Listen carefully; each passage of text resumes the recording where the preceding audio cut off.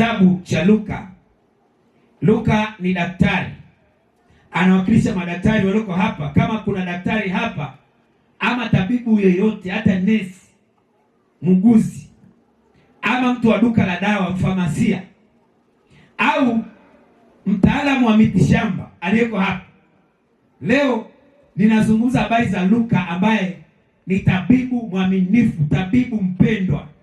Ninazungumza maneno aliyoyaandika yeye, aliyoyarekodi.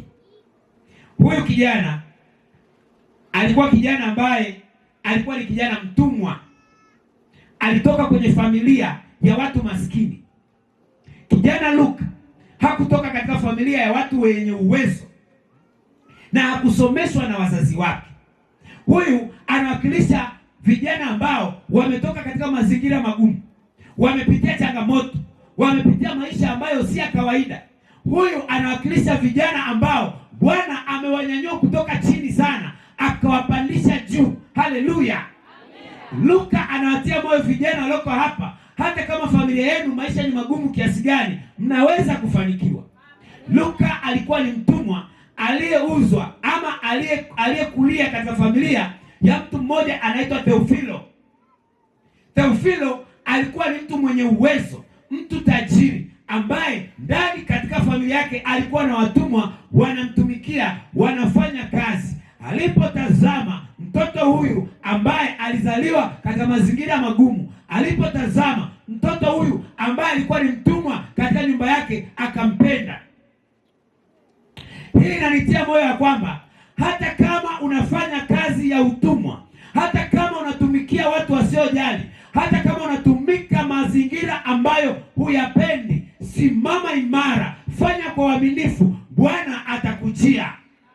Ndio maana neno letu linasema nitakwenda nikimsubiri Yesu. Hata katika mazingira ya utumwa, wewe msubiri Bwana. Hata katika mazingira ya kutaabika, wewe msubiri Bwana. Maana Luka alikuwa mwaminifu katika mazingira ya utumwa na Bwana akamtembelea. Kijana alipokuwa mtumwa, akawa anafanya kazi kwa uaminifu, anafanya kazi kwa kutumia akili, anafanya kazi kwa kujali, yaani anazifanya kama vile anazipenda. Kijana mmoja akielevendisa, hiki ni kisa kingine cha juzi tu hapa, namfahamu. Kijana huyo anaitwa Michael. Alipata nafasi ya kwenda jeshini akiwa form 6. Akiwa amemaliza form 4. Ni form 4 ni form 6? Form 4. Ni form 6. Ni form 6. Alipomaliza form 6, maana kidato cha 6 ndio wanaenda jeshi. Alipomaliza akalazimika aende jeshi. Agizo litolewa kwamba vijana wapitie jeshini ili wao wakakamavu, ili wao watiifu, ili wao wenyekevu, wajitambue. Kwa hiyo kijana huyo akalazimika kwenda jeshi, na alikuwa ni Mwadventista msabato, anasali siku ya saba. Alipofika jeshini, yeye alivyonihadisia kisa hiki, akaniambia alitoroka siku moja akaenda kusali siku ya sabato kanisani, kwa sababu hakuwa anapenda avunje sabato. Alifundishwa na bibi yake kusali siku ya saba ya juma, sabato. Alizoea kuishi na bibi yake kijana huyu kijana Michael. Alipofika kule jeshini, akasema lazima nitunze sabato, siwezi kuvunja sabato. Akatoroka. Alipotoroka, akatoroka siku ya kwanza akafaulu, hakukamatwa. Akasali, alafu akimaliza akarudi jeshini, akaendelea na shughuli za kawaida. Hawakugundua kwamba kuna mtu alitoroka hapa. Imagine jeshini kulivyo na nidhamu, kulivyo na ulinzi, askari wale wanaovaa magwanda, wale ambao wanasimamia ni wasimamizi hatari, lakini bado kijana huyu aliweza kukwepa na kutoroka siku ya sabato, akasali na akarudi bila kufanya kazi, kwa sababu si rahisi kuomba ruhusa na kuambia wanajeshi naenda kanisani siku ya sabato. Siku nyingine tena akatoroka mara ya pili, hakukamatwa. Lakini maisha yakuwa hivyo siku zote, na somo la leo linasema si kama ulivyozoea, si kama ulivyofanya nini, si kama ulivyofanya nini. Mwambie jirani yako, si kama ulivyozoea. Sasa safari hii haikuwa kama alivyozoea. Alizoea ametoroka, anakwenda, anarudi. Safari hii alivyotoroka si kama alivyofanya nini? Watu wakahesabiwa, akagundulika kuna mtu ana miss, haonekani. Wakahangaika, wakafuatilia, wakahakisha hayupo, wakamsubiri. Alivyosubiriwa akanaswa, wakati anarudi akakamatwa. Safari si kama alivyozoea. Akapewa kazi ambayo ilikuwa ni adhabu. Kulikuwa na mti ambao umekatwa, mti mkubwa uliokatwa. Yeye akaambiwa achimbe kile kisiki, akitoe. Akaenda, akajiandaa, akachimba. Sasa kilichomshangaza yule afande, alimtazama yule kijana akifanya ile kazi, alikuwa anaifanya kwa furaha. Alafu kanuni, alafu ni chapa kazi, anachimba, akatoa kile kisiki. Alafu hakuona kama ni adhabu, hakuona kama ni mateso. Yule afande akamwangalia, alafu akampenda. Haleluya. Akasema huyu kijana yuko vizuri. Una watu wakipewa adhabu wanaifanya kwa manunguniko, wanaifanya kwa kulia, wanaiona ni kazi ngumu sana. Yeye alifanya kama vile ni kazi ya kawaida. Akaniambia, hata hivyo sikuona kama mazoezi ya jeshini yalikuwa magumu sana.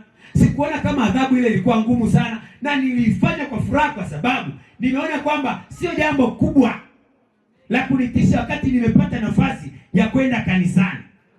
Na akasema, nikaamua kwamba sitaacha. Kama adhabu ni hii tu, haiwezi kunizuia kwenda kanisani. Yule askari alipomtazama, alivyoifanya ile kazi ni mkakamavu, na ameifanya kwa wakati, ameifanya vizuri, uwezo anao wa kufanya kazi, na ameiona kama vile sio kazi kubwa sana. Akamuuliza yule afande, akamuuliza, umetokea wapi? Umetokea mkoa gani? Akamweleza. Kuanzia pale akawa rafiki yake. Akamwambia, kwa nini ulitoroka? Wakazungumza hapo, akamwambia, unajua mimi nilifundishwa kufanya kazi siku sita, siku ya Sabato ni siku ya ibada na nini. Wakazungumza, wakawa marafiki. Akamwambia, sasa usijali, usio unatoroka. Wewe unaniambia mimi, alafu nitakueleza namna ya kufanya. Amina. Siku zinazofaa kuondoka utaenda, siku ambazo hazifanyi hutafanya kazi, lakini nitakupa mazingira ya hapa, nitakupa majukumu ambayo yatakufanya wewe usifanye kazi ngumu siku ya Sabato. Yeye akachaguliwa, akaambiwa, wewe utakuwa ni fundi mitambo, mtu wa kufuatilia muziki hapa ile bendi kule jeshini kuna bendi. Alafu kuna vyombo vya kupazia sauti vimewekwa kule. Akaambia, hizi ndio kazi zako unafanya. Alafu wewe utakuwa, kumbe amegundulika kwamba alikuwa pia anaweza kupiga kinanda. Anaweza mambo ya muziki. Akamwambia, sasa wewe utakuwa unasimamia mambo ya muziki, muda wa maburudisho wa wanajeshi, kusimamia hapa tarumbeta, kusimamia vinanda, nini, vitu kama hivi. Utakuwa unasimama zile kazi ngumu, wewe utafanya. Kwa siku ya Sabato, yeye anaambiwa kazi zake ni kufuatilia mitambo imewekwa vizuri na vitu. Yeye hawezi kwenda kwenye zile kazi ngumu. Kwa hiyo siku ya Sabato anapata nafasi ya kusali, anapata nafasi ya kwenda kwenye ibada kwa ruhusa ya afande. Haleluya. Ninazungumza habari za kijana katika Biblia anaitwa Luka. Alikuwa ni mtumwa. Theofilo alipomwangalia kijana huyu akampenda, akasema, ninaona kijana huyu akiwa na future, akiwa anafanya vizuri. Akaamua mwenyewe kumpeleka shule. Kijana akasoma sayansi, akasoma kemia, akasoma madawa. Kijana huyu akafaa, akasoma biolojia, akajifunza namna ya mwili wa mwanadamu unavyofanya kazi, na hatimaye akawa daktari. Akamaliza shule. Na alipomaliza shule, aliporudi akawa anajaribu sasa kufanya shughuli zake. Akakutana na mtu mmoja, akakutana na wanafunzi wa Yesu Kristo, wakina Paulo. Wameongoka akina Paulo, wanahubiri Injili. Akina Petro na wamekwenda wamemhubiri huyu bosi anaitwa Theofilo. Huyu kijana ambaye naye aliwahi kusikia habari za Yesu Kristo. Kijana ambaye asili yake ni kule Tarso alikotokea Paulo. ambaye anamfahamu Paulo vizuri akakutana na Paulo, na kwa namna fulani Paulo naye alikuwa ni msomi, alipitia chuo, walikutana katika mazingira ya elimu, wakawa marafiki. Timotheo, huyu rafiki yetu anaitwa Luka, akawa miongoni mwa watafsiri wazuri wa Paulo. Haleluya. Theofilo akamwambia, nataka kujua habari za Yesu kwa uhalisia. Nimesikia watu wakiongea habari za Yesu Kristo, nimeelezwa miujiza Yesu aliyotenda, nimeelezwa habari za Yesu Kristo alivyozaliwa, lakini natamani nijue zaidi. Tuna wimbo tunasema zaidi na zaidi nimfahamu nani? Mwongofu huyu anaitwa Theofilo akatamani kujua habari za Yesu zaidi na zaidi. Kwenye kitabu cha Luka sura ile ya kwanza anasema, kwa kuwa watu wengi wametia mikono kutunga kwa taratibu habari za mambo yale yaliyotimizwa katikati yetu, kama walivyotuhadithia wale waliokuwa mashahidi wenye kuyaona na watumishi wa lile neno tokea mwanzo. Nimeona vema mimi nami kwa kuwa nimejitafutia usahihi wa mambo hayo yote tangu mwanzo. Nimeona vema kukuandikia kwa taratibu, Theofilo mtukufu, upate kujua hakika ya mambo yale uliyofundishwa. Haleluya. Haleluya. Luka anaandika sasa habari za Yesu kwa usahihi zaidi. Anaziandika habari za Yesu baada ya kutafuta tafiti, kuuliza habari za Yesu, kuuliza habari za jinsi alivyozaliwa. Wenda alienda mpaka akamtafuta Mariamu, akamuuliza, wewe ndiye mama wa Yesu? Akamwambia ndio. Akamuuliza, ilitokeaje? Ulipataje mimba wakati ulikuwa bikira? Akamhadisia. Wenda alienda mpaka kule mahali ambapo Yohana Mbatizaji alizaliwa, akauliza historia ya kina Elizabeth. Wenda alienda akauliza habari za mwanamke Msamaria. Alifanya utafiti, akaandika vizuri kwa usahihi habari za Yesu Kristo.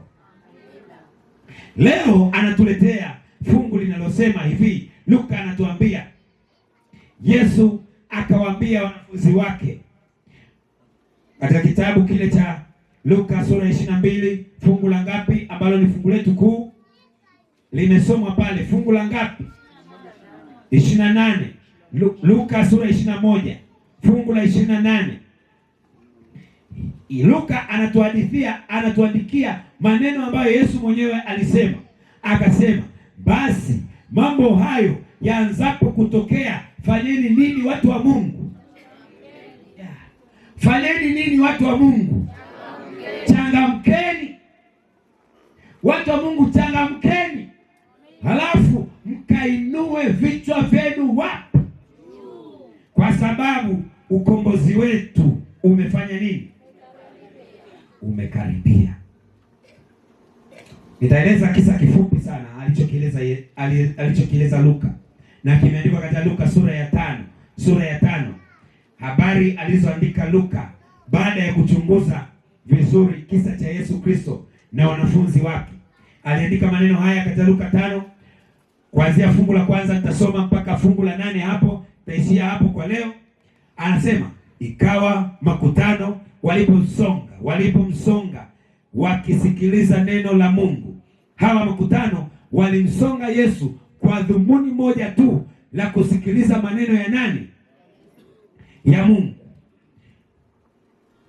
Yeye alikuwa akisimama kando ya ziwa Genesareti. Ziwa Genesareti. Akaona vyombo vingapi? Viwili vimekaa kando ya ziwa, lakini wavuvi wametoka, wanaosha nyavu zao. Vyombo vingapi? Vimeegeshwa pembeni ya ziwa. Alafu wavuvi wametoka kwenye ziwa. Vyombo viko tu pale vinatikiswa tikiswa hivi na mawingu yale madogo madogo ya pembeni, vyombo vinacheza. Wenye vyombo wametoka. Leo na nizungumze na watu ambao wana vyombo lakini wametoka kwenye vyombo vyao. Wana ndoa lakini wametoka katika ndoa zao. Wana kazi lakini wametoka katika kazi zao. Wana nyumba lakini wametoka katika nyumba zao. Wana mipango lakini wametoka katika mipango yao. Wana njozi lakini wametoka katika njozi zao. Wana wazazi lakini wametoka kwa wazazi wao. Leo nataka niongee na watu ambao wameegesha vyombo pembeni na wameondoka, wanaziosha nyavu zao. Watu waliokata tamaa, watu ambao wamekwama katika mashamba yao. Wana mashamba lakini wameatelekeza kwa sababu hayana rutuba. Wana ofisi lakini wametelekeza ofisi zao, wameziacha kwa sababu hazina matumaini. Leo naenda kuwapatia ujumbe kutoka kwa Luka.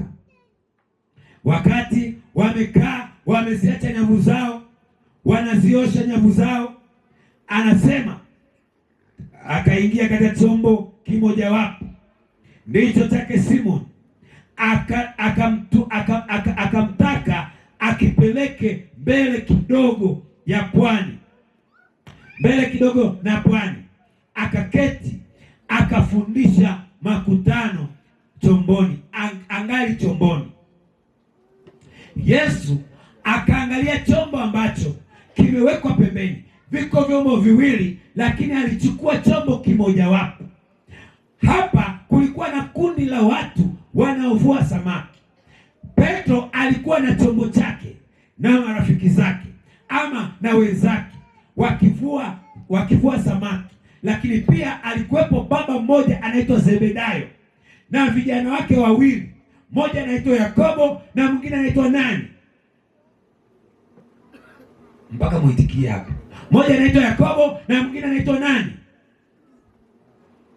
Yohana. Haleluya. Zebedayo alikuwa na watoto wangapi? Anavua nao samaki wawili, mmoja anaitwa nani? Yakobo na mwingine anaitwa nani? Yohana. Hao ni marafiki, ni watoto lakini marafiki na baba yao. Walikuwa wanafanya kazi pamoja. Wakafika mahali chombo hiki kilikuwa ni mali ya Zebedayo, kikawekwa pale pembeni. Wamekosa samaki, wamekwama kwa siku hiyo, hawakupata chochote.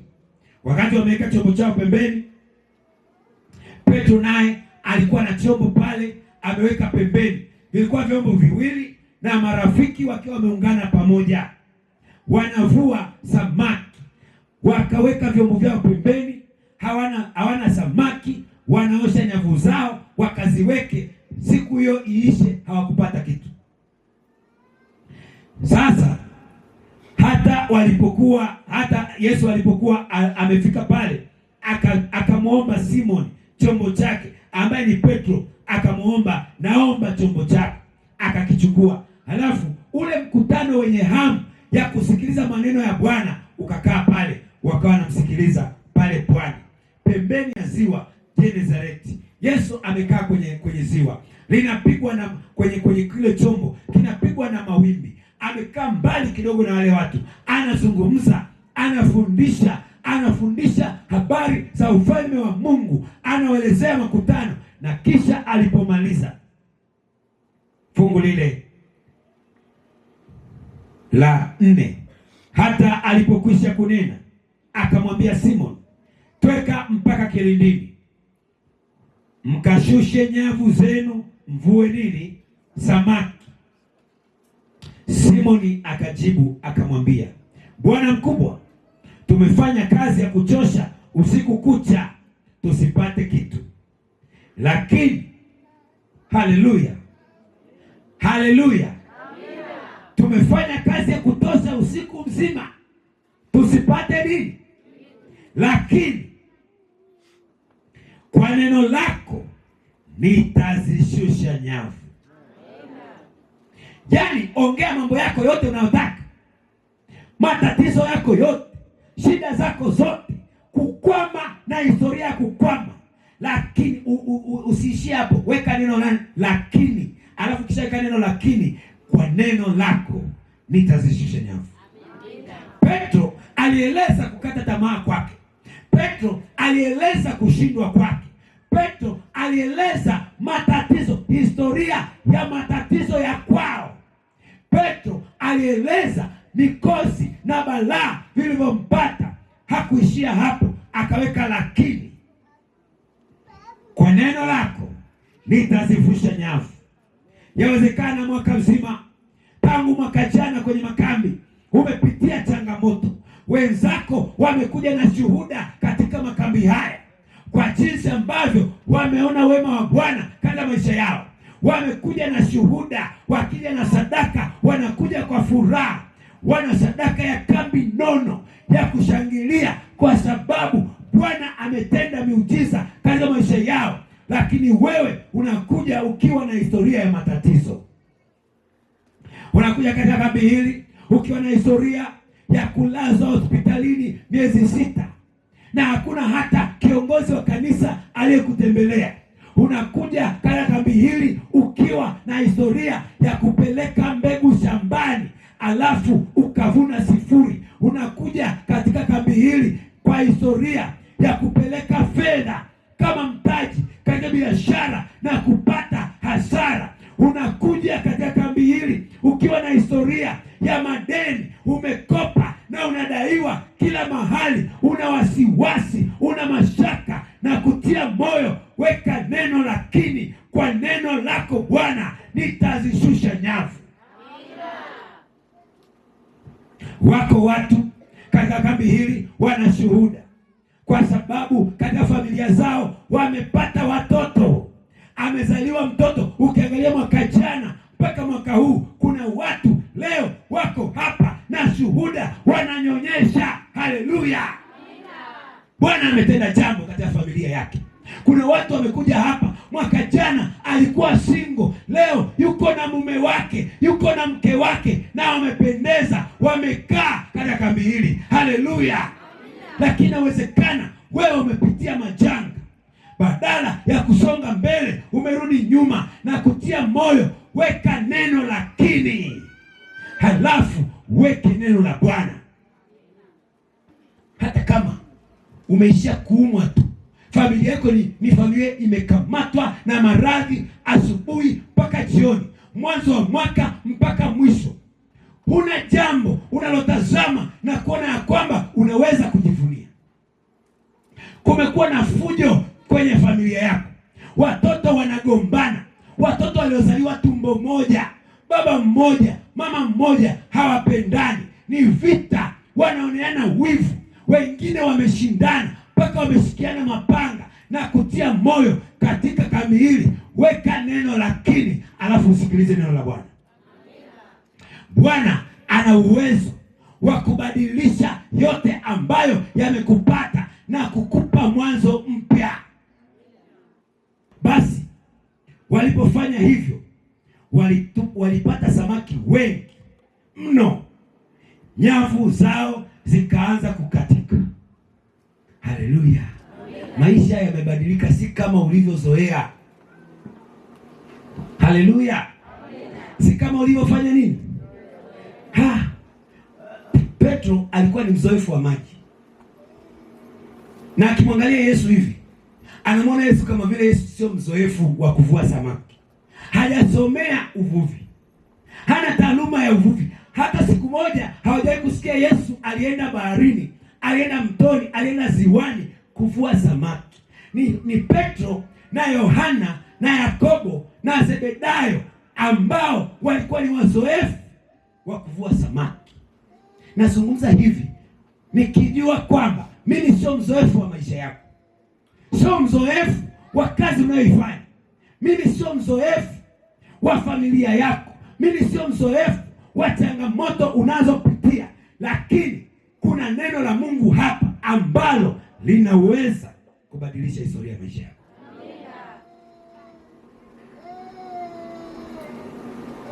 Wakawaita wenzao waliokuwa na kile chombo cha pili. Yesu alichukua chombo kimoja akakitumia, lakini leo vyombo viwili vinajaa samaki. Haleluya! Labda tusome kabisa, maana sio wasikilizaji wangu wote ambao wanasoma Biblia. Basi walipofanya hivyo, walipata samaki wengi mno, nyavu zao zikaanza kukatika. Wakawapungia mikono washirika wao waliokuwa katika chombo cha pili waje kuwasaidia. Wakaja wakavijaza vyombo vyote viwili hata vikataka kuzama. Simoni Petro alipoona haya, akaanguka magotini pa Yesu akasema, ondoka kwangu, kwa kuwa mimi ni mtu mwenye dhambi, Bwana. Lakini Yesu akamwambia hivyo katika fungu lile la 10 sehemu ya pili pale anasema, Yesu akamwambia, Simon, usiogope, tangu sasa utakuwa ukivua watu. Bwana Yesu asifiwe. Haleluya. Leo nataka kuambia tu leo katika mkutano huu, si kama ulivyozoea. Si kama ulivyozoea. Kabla Yesu hajambadilisha Petro, kabla Yesu hajabadilisha hali halisi ambayo Petro alikuwa nayo, alitaka kwanza kubadilisha jinsi Petro anavyofikiri, kubadilisha mtazamo wa Petro. Inawezekana uko hapa una jambo fulani la kutesa mwaka mzima, kabla Yesu hajaamua kulitoa. Ameshaamua, lakini kabla hajalitoa, kabla hajabadilisha, anataka abadilishe kichwa chako. Ndio maana Luka anasema, Yesu alisema tuinue vichwa vyetu wapi? Kuinua vichwa vyetu juu ni kubadilisha namna ya kufikiri, sio kufanya hivi. Mtu mmoja alisema sio kuinua fuvu juu, ni kuinua kichwa. Yaani nikisema kichwa chako, na maanisha akili yako. Haleluya. Na maanisha unavyofikiri, unavyowaza, fikra zako lazima zihame. Kabla Yesu hajabadilisha hali unayopitia, kabla Yesu hajakubariki, kabla Yesu hajatenda muujiza, badilisha mtazamo wako. Inua kichwa chako juu. Mahali Petro alipoona hapakuwa na kitu ama hapana mafanikio, Yesu aliona uwezekano. Mahali ambapo Petro aliona haiwezekani hapa kupata chochote, tumeshinda hapa, tumekesha usiku kucha bila kupata kitu, Yesu anaona wingi wa samaki. Mahali ambapo umekwama kwenye maisha, Yesu anaona wingi wa samaki. Mahali ambapo umekwama kwenye biashara, Yesu anaona wingi wa samaki. Mahali ambapo umekwama katika kazi zako za shamba, kazi zako za tangawizi, kazi zako za kufanikiwa, Yesu anaona mafanikio. Katika familia ambayo umeona haina maana, haina matumaini, Yesu anaona ushindi. Katika familia ambayo unaona watoto kama vile wote tu wanakuwa babaishaji, wavuta bangi, walevi, wasiokuwa na mbele wala nyuma, Yesu anaona familia yenye ushindi. Badilisha mtazamo wako, inua kichwa chako juu. Muujiza ulianza kuonekana pale Petro alipoyatazama maisha kwa lensi za macho ya Yesu Kristo na si lensi za macho yake mwenyewe. Kuna watu hapa wakiangalia wanaona matatizo, lakini Yesu anataka akuvalishe lensi, utumie macho yake kutazama maisha. Na utakapotazama maisha kwa mtazamo, kwa njia ya Yesu Kristo, kwa lensi za Yesu Kristo, wewe utayaona maisha yamebadilika. Badala ya kuona matatizo, badala ya kuona kufeli, badala ya kuona kukwama, utaona ushindi katika maisha yako. Na nataka niwaambie, mwaka huu katika makambi haya, Bwana anataka uinue kichwa chako juu na akutendee miujiza, mambo ambayo si ya kawaida. Si kama ulivyozoea kuja kwenye makambi alafu yanapita. Makambi haya Bwana ana neno juu yako ya kwamba uinue kichwa chako juu, maana umetazama chini kwa muda mrefu. umepambana na kufanya kazi kwa bidii na kuomba kwa bidii. Unajua Yesu hakumlaumu Petro kwamba umekuwa mvivu ndio maana hujapata samaki. Yesu hakulaumu juhudi na kila alichokuwa anafanya Petro. Na mimi sijaja hapa kukulaumu kwa jinsi unavyofanya kazi, kwa jinsi unavyopambana na maisha yako. Nimekuja kukutia moyo kwamba Bwana ana neno moja tu ambalo akisema kwako litabadilisha maisha yako. Ila inua kichwa chako juu. Struggle za maisha, unavyopambana na kazi zako za kila siku, juhudi za maisha, ili ya kwamba ujenge nyumba nzuri, kama una Yesu ni bure. Juhudi za maisha, unaweza ukalima, ukavuna na ukapata pesa nyingi, lakini ni kazi bure kama hujajikabidhi kwa Bwana. Changamoto ambayo Petro alikuwa nayo ni kwamba alifanya kazi usiku kucha, alifanya kazi, alikuwa na mtazamo wa mazoea, akiwa anafanya kazi kulingana na mazoea yake. Yesu alitaka asifanye kama alivyozoea. Petro akaruhusu Yesu, akakataa ule uzoefu wake aliokuwa nao mwanzoni, akasikiliza kile Yesu alichokifanya. Akasema, nimefanya kazi usiku kucha, lakini kwa neno lako. Leo nawatia moyo kwamba mpe Yesu nafasi. Haleluya. Pamoja na uzoefu wako wa maisha, pamoja na uzoefu wako wa kuliongoza kanisa, pamoja na uzoefu wako wa kifamilia, pamoja na uzoefu wako wa kuishi katika eneo hili la Bushanje, na kutia moyo, mpe Yesu nafasi. Petro alimpa Yesu nafasi.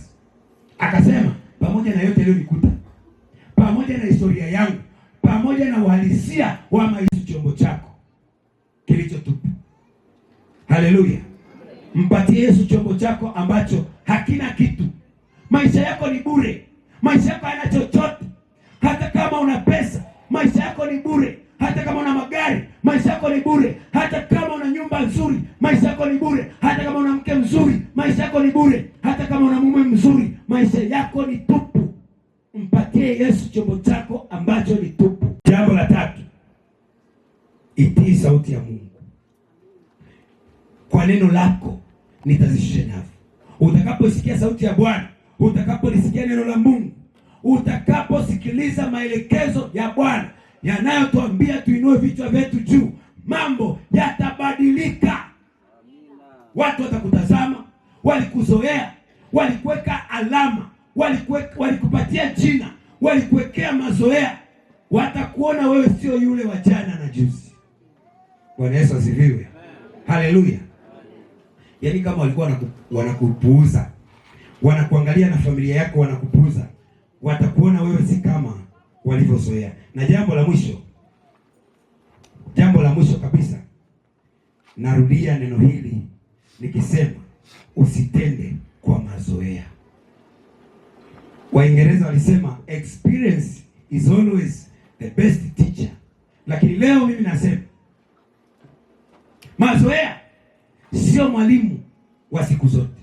Haleluya. Maana yuko mwalimu aitwaye Yesu Kristo, anayeweza kubadili maisha yetu tofauti na tulivyozoea. Hata kama watu walikukariri katika maisha, wanajua wewe ni wa kushindwa tu. Yaani wanaangalia familia yako, alafu wanauliza, unataka usome? Unataka kwenda kwenu ni nani alipata degree? Unasema hakuna. Basi wewe achana na mambo ya shule, fanya kazi nyingine.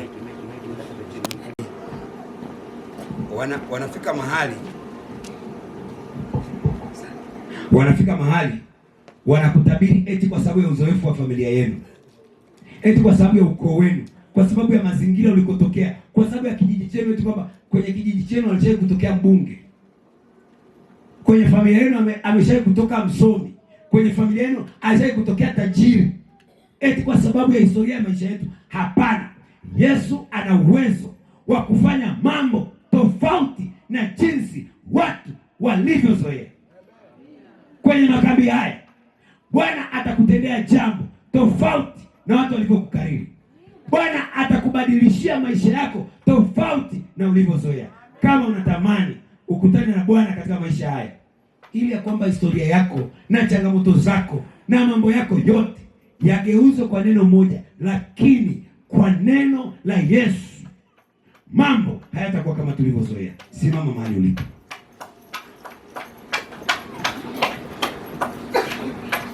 Na mwandama Bwana kwa lilo nena, njia zangu huzing'azia, na nikimridhisha atanidumisha, nitaamini na nitii pia. Je, tunaweza tukaimba wimbo huo kwa pamoja? Namba ngapi? 128. Na mwandama Bwana kwa lilo nena, njia zangu huning'azia, na nikimridhisha atanidumisha, taamini nitii pia. Kuamini njia pekee ni ya furaha kwa Yesu, amini ukati. Giza sina kwangu, wala hata wingu, yeye mara huviondoa. Woga wasiwasi, sononeko basi, taamini nitii pia. Kuamini njia pekee ni ya furaha kwa Yesu, amini ukati. Tunakwenda kufanya maombi ya pekee mchana wa leo. Nitamwomba Pastor Uto, mchungaji wetu, aje hapa mbele atuweke mikononi mwa Bwana tunapoimba wimbo huo, fungu lile la 4. Kila mtu atafakari maisha yake, ni jambo gani ambalo limekuwa gumu katika maisha yake, na Yesu leo anasema tuinue vichwa vyetu juu mbinguni kwa kutegemea neno lake, na kwa kumwamini Bwana atabadilisha maisha yetu. Mimi sitajua raha sawa sawa, twende.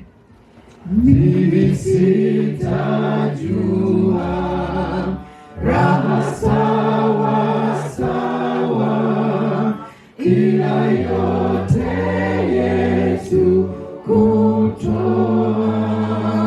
Napata fadhili na radhi kamili, taamini nitii pia. Kuamini njia pekee ni ya furaha kwa Yesu, amini ukati. Basi tunapokuwa katika maombi haya, tafakari sasa na kutafuta ni chombo kipi umeacha kwa kukata tamaa, na ukumbuke kwamba sasa tuko mbele ya yule ambaye kwa neno moja chombo hicho kitajaa. Fumba macho tuombe. Baba na Mungu wetu mtakatifu, mchana huwa leo tena tunakushukuru sana, maana imekupendeza tupate nafasi ya kutiwa moyo na kutiwa nguvu kupitia ibada hii ya leo.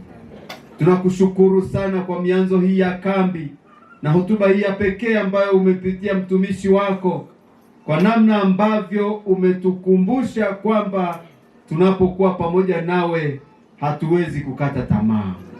Bwana, mchana huo leo umetukumbusha kwamba kuna mengi tulioacha kwa kushindwa na kukata tamaa.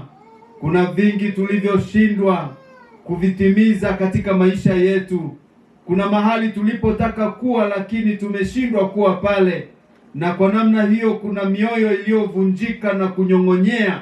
Kuna mioyo iliyokata tamaa baada ya kusafiri mwaka mzima bado hawaoni matumaini. Yawezekana kabisa afya haziko sawa, inawezekana biashara zimekaa vibaya, inawezekana ndoa zina changamoto. Baba, ninakuja mbele zako kwa ajili ya mkutano huu tena. Bwana, sema neno moja, sema neno moja. Tupe moyo wa imani wa kupokea neno hilo, ili kwa neno hilo vyombo vilivyotelekezwa vipate kurudi mahali pake. Kwa neno hilo njaa na kiu ya kutafuta tulichokikosa ikapate tiba katika kambi hili la leo. Bwana, kambi la Bushanje, watu wako wamekuja kwa unyenyekevu, watu wako wamekuja kwa nguvu na kwa moyo, wakitamani kukutana na wewe uliyekutana na wakina Petro, wakitamani kukutana na wewe ambaye unaweza kurudisha matumaini. Bwana, ninakusihi, rudisha matumaini kwa baba yule. Inawezekana anakulilia, anakuomba usiku na mchana, amekuwa akitafuta mafanikio. Kuna jambo fulani linasumbua moyo wake. Bwana, nenda kampatie uvumbuzi sasa. Yuko mama yule anayelia, wakati mwingi anateseka, anafikiri habari ya familia, anafikiri habari ya watoto, anafikiri habari ya hatima ya maisha yake, haoni nuru, amekata tamaa. Bwana, nenda kamguse kwa neno lako. Hebu ruhusu tena furaha yake ikarudi. Wapo watoto wanaokulilia, ninaomba Mungu, nenda kajibu maombi yao. Mkutano huu kila mmoja ana jambo lake. Anapozungumza nawe kimoyomoyo, anapokuletea mzigo wa chombo chake kitupu ambacho kimekosa katika kufanikiwa, hakuna. Yawezekana ametaabika katika kufanya kile anachoweza, lakini hakuna matokeo mazuri. Baba